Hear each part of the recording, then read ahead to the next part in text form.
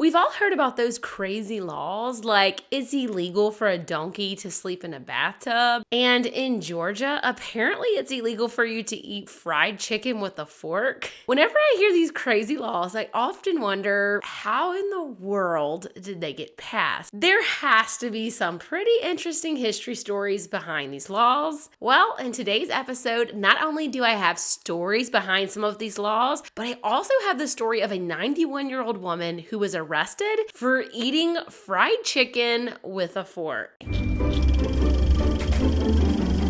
Well, hello there. I'm Christina, and you're listening to History and Hearsay. Do me a favor real quick. Go ahead and give this video a like because I already know you're going to enjoy this one. Now, apparently, I'm not the only one who's interested in finding out the cool history behind these outrageous laws because the criminal justice experts over at Olivet Nazarene University were wondering the same thing. I've taken their research as well as other law expert sources, and in today's episode of History versus Hearsay, we're going to be discussing the stories behind how every state's craziest laws came to be. In Alabama, it's illegal to put salt on a railroad track and can be punishable by death. Some sources claim that this was because salt was being put on tracks in order to attract cattle, which would obviously cause a bigger issue, while other sources say that this is because salt can actually rust the railroad tracks. One theory claims this law came about in 1880 because there were farmers who weren't happy about the trains coming through their town, and so they actually wanted to cause havoc, and so they purposely put salt on the railroads in order to attract cattle so that they would block the path of the train. I couldn't actually find proof that this law was still in effect. However, in 1997, the U.S. Department of Transportation did submit a collection of bills that were railroad trespass and railroad vandalism bills, and these bills basically covered anything having to do with causing damage to the tracks and also included wording about obstructing the track in any way. So this law would definitely apply to anyone who was putting salt on the railroad tracks in order to attract cattle. Another fun one out of Alabama is that it is illegal to wear a fake mustache that causes laughter in church. I guess it's okay as long as your fake mustache doesn't make someone laugh. I couldn't find this on the law books myself, but researchers at ONU and also several law firms in Alabama claim that this law has been on the books since the late 1800s, and apparently fake mustaches were all the rage back in those days, and people were wearing them to church as a form of entertainment and therefore distracting from the somberness that you're supposed to have in a church service. Mustaches at the time were seen as a sign of maturity and masculinity, whereas fake mustaches were a sign of dishonesty and probably immaturity as well. Apparently, lawmakers felt that fake mustaches were too good of disguises to be worn around town, and when it came to church, they felt that people needed to maintain a certain level of dignity in church services that was being undermined by these fake mustaches. In Alaska, it is illegal to wake a sleeping bear to take a photo. While I couldn't find the code for this myself, this is another one that the researchers at ONU claim is in fact real. Apparently, tourists were waking bears to take selfies with them and disturbing their hibernation schedule. Now, part of me feels like this law was unnecessary because I think natural selection probably would have taken care of that one for us.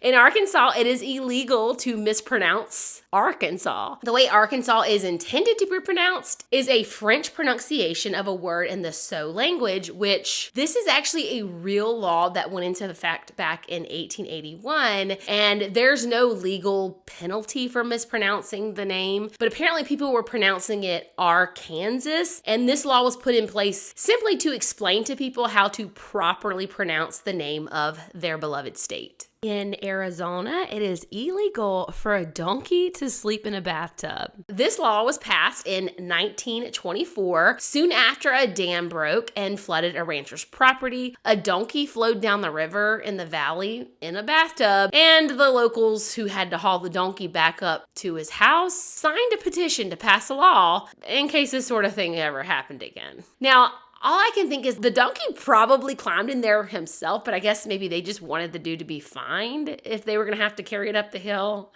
I don't know. Seems petty if you ask me. If you don't want to help, don't help.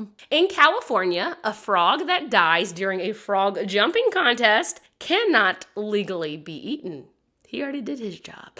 So according to California Fish and Game Code, some frogs conceal harmful chemicals after dying, and it's possible that this law was intended to ensure that a poisonous frog was not accidentally consumed. Now, I found a whole page of laws in regards to these frog jumping contests, so I guess these are a big deal in California. Y'all let me know if that's still a thing. In Denver, Colorado, the dog catcher must serve all dogs notice of impounding for 3 consecutive days in a public place like a tree in the park. Now, as hysterical and outrageous as this law sounds, the notice is of course intended for the possible owners of the dog so that they can get their dog back. In Connecticut, a pickle cannot legally be considered a pickle unless it bounces. So, during the 1800s, a group of men sold cucumbers disguised as pickles, and because they were supposedly pickles, they were going for a much higher price point. And the result of this picklegate is this law. So, how do you tell if a pickle is really a pickle without eating it? It's only real if it bounces. In Delaware, it's illegal to show R-rated movies at drive-in theaters. Now, drive-in movies had their heyday in the 1950s, but by the 1970s, they were kind of losing money, and they were really doing whatever they could to try to revive this industry, and many drive-in theaters began showing R-rated and even adult films on their screen to stay in business. Now, this led to complaints from people who lived nearby drive-ins because the screens were visible from public streets and homes where children could just watch them. And this debate raged nationwide for several years. Some theaters tried to solve the problem by erecting fences, but this was extremely expensive for them. And in 1974 is when Delaware passed a law banning any film that's not suitable for minors, specifically those rated R, were not to be shown in an outdoor setting where minors could potentially be present. In Florida, if an elephant is left tied to a parking meter, the parking meter has to be paid just as you would for a vehicle. This law is believed to have originated in the late 1920s when the Ringler Brothers Circus moved their winter operations to Florida. So that's why there was elephants in Florida.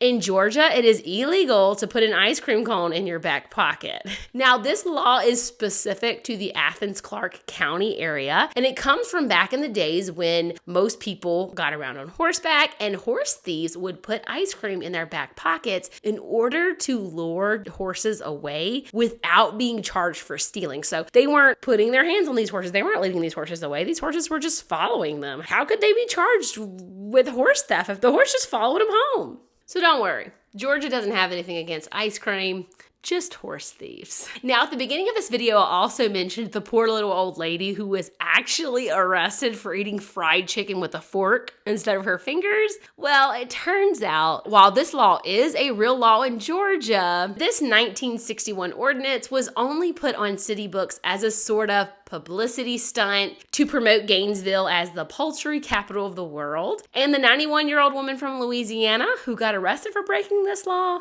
well, that was a prank pulled on her by her friends, and the police and even the mayor were in on it. And in 2009, a 91-year-old woman visiting from Louisiana was arrested for breaking the law. Of course, it was just a prank arranged by her friend. The town's mayor was on hand to grant Jenny Dietrich an immediate pardon. If you're watching this video, then you can see the photos of her laughing and smiling as she's kind of being fake arrested. In Hawaii, it is illegal to place coins in your ear. Now, the reason for this is because in 1900, when Hawaii became a part of the United States, there was an order issued to destroy all Hawaiian coins. And there were people who wanted to protect the Kingdom of Hawaii coinage, and so they would hide the coins in their ears. Now, it's rumored that placing a coin behind your ear is a sign that you're a drug dealer. In Idaho, you're legally required to smile. The smile ordinance was passed in 1948 in Pocatello after a harsh winter had everyone in town feeling down. Pocatello has since declared itself the U.S. Smile Capital. So if you're feeling blue, just remember, smile is the law. In Illinois, it's legal for a minor to drink as long as he or she is enrolled in a culinary program. This law that was passed in 2012 actually states that minors enrolled in culinary programs are allowed to sip and spit. I guess they didn't want any pesky drinking laws to get in the way of knowing which wine to pair with the fish. That's an important part of culinary school. In Indiana, mustaches are illegal if the bearer has a tendency to habitually kiss others. It's debated if this law is real or not, but in 1972, the Indiana Supreme Court declared that while you have a constitutional right to wear a mustache or any other kind of facial hair, it is not a federally protected act. So, a state can legislate against particular kinds of facial hair. In Iowa, you must obtain written permission from the city council before throwing bricks into the highway, though I'm not sure why the city council would ever give out such permissions. But apparently this law only remains in effect in Mount Vernon, Iowa. So the rest of yous, don't worry about no permit. In Kansas, if two trains meet on the same track, neither shall proceed until the other has passed.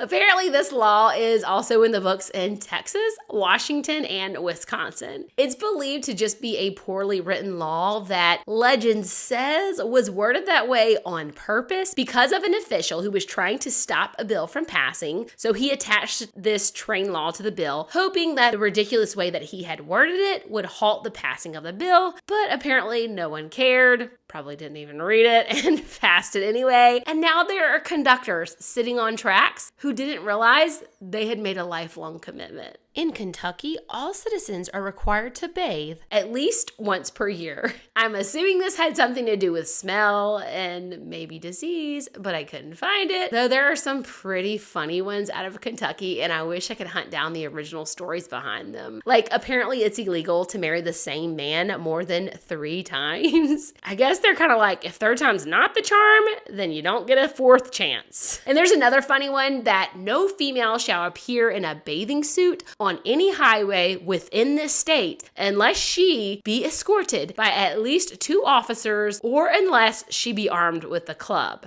This law was later amended with the provisions of this statute shall not apply to females weighing less than 90 pounds, nor exceeding 200 pounds, nor shall it apply to female horses. I can only assume that this law was passed for female safety, but I would love to know that story. In Louisiana, it's illegal to send a surprise pizza to someone's house and carries a $500 fine. Now, I don't know anyone in Louisiana who would be upset or turn you in for sending them a pizza, but I'm guessing this is probably if you didn't pay for the pizza first. While I couldn't find the origin of this one, it seems to be referring to sending pizza as a prank. So then the pizza company would lose out on money if you, the homeowner, refused the pizza. If you want to send me a pizza that's already paid for, you go right ahead. I definitely won't turn you in. This law was amended in 1999, placing an order for any goods or services of any kind for someone else without their knowledge is illegal. In Maine, it's illegal to park in front of the Dunkin Donuts. Now, apparently this is actually a real law, but only for one specific Dunkin Donuts in the state of Maine. And no, it's not so that the cops can get in line first. Y'all so disrespectful. Apparently, it's part of a longer list of no parking zones that has to do with avoiding conflict with other traffic in the area. There's a school nearby this location, and the road just isn't big enough for you to park there on the side of the road and not be in the way of traffic. In Maryland, it's a violation to be in a public park with a sleeveless shirt. It's a $10 fine. This law has been in effect since 1898 and is actually specific to Baltimore public parks and does not apply to vagrants who are allowed to visit while wearing sleeveless shirts. So that was nice of them. I mean, not everyone can afford sleeves. In Michigan, it's illegal to seduce an unmarried woman, and it's a felony that can land you up to 5 years in prison and a fine of $2,500. So does that mean it's okay if the woman's married? This law was first passed in 1846 and has not been updated since 1931. The law is based on the idea that the man pursued a woman to submit to his sexual embraces when she would not have otherwise acted in that way. While the purpose of this law may have an old intent, the action of this law can be helpful in criminal sexual contact cases to this very day. The most famous recent example was in 2018 when 3 former Michigan State University football players were accused of SA on a single female. More details of that case and the sources are down below if you guys are curious. In Minnesota, it is illegal to drive a truck or other vehicle whose wheels or tires deposit mud on any street or highway. And this law is real, you guys. That seems to have to do with keeping the city clean. So if you go mud riding in Minnesota, you better clean them tires before you drive around. I don't know how you're gonna get to the car wash, but I guess you're gonna have to figure that one out. There are a lot of really funny, rumored, weird laws in Minnesota, like it's illegal to cross state lines with a duck or a chicken on your head, and it's illegal to paint a sparrow with the intent of selling it as a parakeet. Sadly, though, it sounds like most of those laws can't be confirmed and seem to be a myth. Thank you guys so much for listening to today's episode. In my next episode, we'll be going over the rest of the states. So make sure you come back next week to see part 2.